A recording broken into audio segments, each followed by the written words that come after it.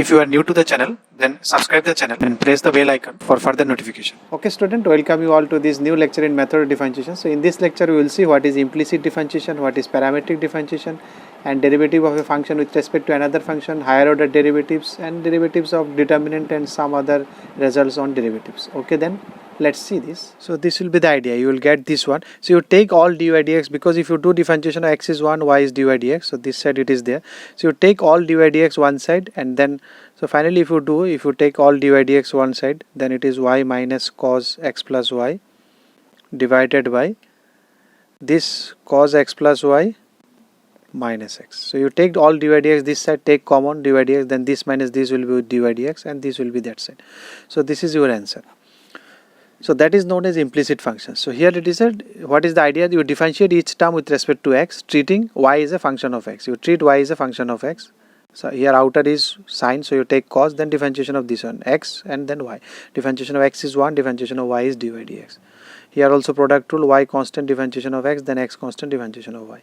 X differentiation is 1, y is there, and x dy dx. So then you collect all the terms dy dx together. So you collect all dy dx this side, so it will be cos x plus y minus x, and then finally you find dy dx. So the answer of dy dx in case of implicit function will have x and y both present, because you cannot segregate y here. So in the answer you will get y and x both. Now next differentiation is known as parametric differentiation, where again it is of another format of writing function we have discussed in function, where the functions are represented using a parametric parameter. Not directly y and x related, but y and x they are related via a parameter that is known as parametric parameter, suppose here t. Then how to differentiate this one dy dx? Then you differentiate y with respect to t, differentiate x with respect to t. Finally you divide these two. So dy by dt divided by dx by dt. Dt will get cancelled, you will get dy dx. Don't think that it is cancelling, just for remembering.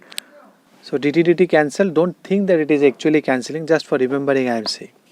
One good example, you remember parabola, recall your parabola y square equal to 4x. How we have parameterized this one? X we have taken 80 square, y is equal to 280.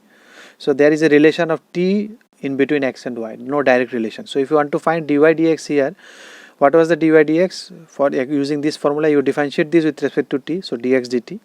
So 2a, t square is 2t, so a to t, a is constant here. And y dy dt with respect to t, so 2a constant, t differentiation is 1. So dy dx is dy dt minus d divided by dx dt. So this is 2a divided by this 1 by 2. Can you recall this one? What was the idea for parabola? This was the slope of the tangent. You recall t is the parameter, so the slope of tangent of parabola at the point t was 1 by t. So dy dx will give you the slope of the tangent. We have already seen one of the application of differentiation.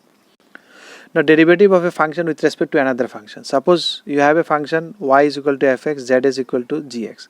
Now they are asking to find differentiation dy dz, differentiation of y with respect to z.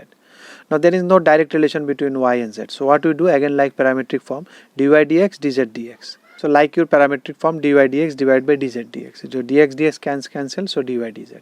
So it is f dash x divided by, you can write dy dx is nothing but f differentiation of this with respect to x, differentiation of this with respect to x, then you divide these two. So one example I have taken, suppose y equal to sin x, z is equal to cos x. They are asking you to differentiate y with respect to z, or they are asking to find dy dz, both is same. So dy dz, we cannot have direct relation between y and z, so what we will do, dy dx we will do, sin x is cos x, and dz dx we will do, cos x is minus sin x.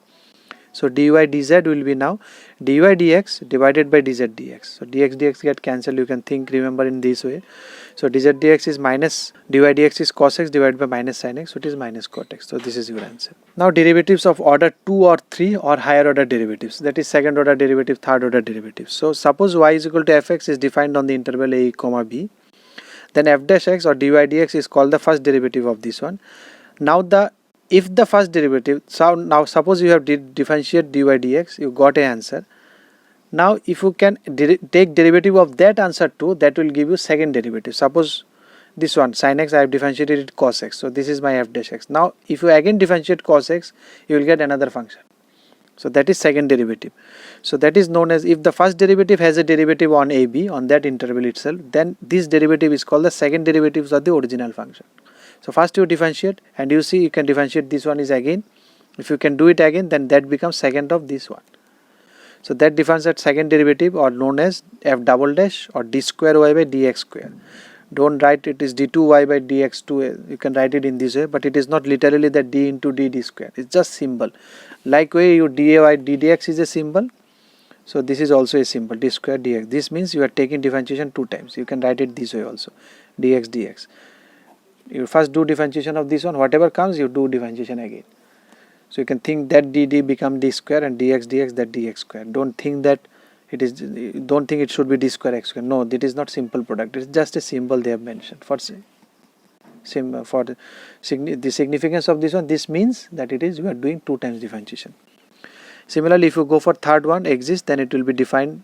It will be said as a third derivative, and it will be denoted by f triple dash y triple dash or d cube y by dx, like this one. This is the denotation. This way you can be denoted for third derivative. Now those who have already learned determinant, we have not done, we will do after some time.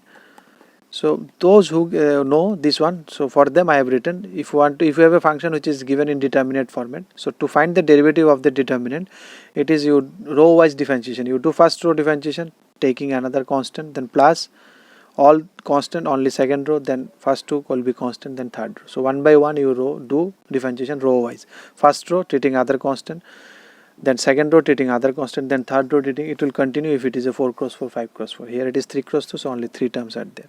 Now one interesting observation, derivative of an even function is an odd function and derivative as an odd function is an even function. Suppose, what is the proof? Suppose fx is an even function. So what we know, f minus x is fx for all x. Now if you differentiate this one with respect to x, so first differentiation, f differentiation is f dash, treating this, because this is itself as it is not a simple fx. Inside there another function is there. First you do differentiation of f, then you do differentiation of minus x. So differentiation of minus x is minus 1. Here it is simple fx, differentiation is f dash x. So you can see f dash minus x is minus f dash x. So what do you say about f dash x? If in f dash x, if you put minus x, it is becoming one more minus. So f dash x is an odd function. This function f dash x, I am talking about this function, not fx. So original fx was even, but its differentiation is an odd function. You can think of sine and cos also. Sin x differentiation is cos x, sin x is odd function, cos x is even function. Now derivative of a periodic function is a periodic with the same period. Suppose if you have a function fx which is of a period t, so what you know, fx plus t is equal to fx for all x. Now if you differentiate it with respect to x, both side, and again f dash x plus t, differentiation of that x plus t, then here it is simple differentiation. Differentiation of x is 1, t is 0, so it will be 1 only. So you can see that original, what is the, you can say about f dash x, it is also periodic, it is also repeating after t. So the differentiation of a periodic function remains periodic with the same period t, like your sin x. Sin x differentiation is cos x, so sin x is a periodic of 2 pi, cos x is also a periodic of 2 pi. So period remains same. If you like the video, then press the like button and please give your valuable comments in the comment section.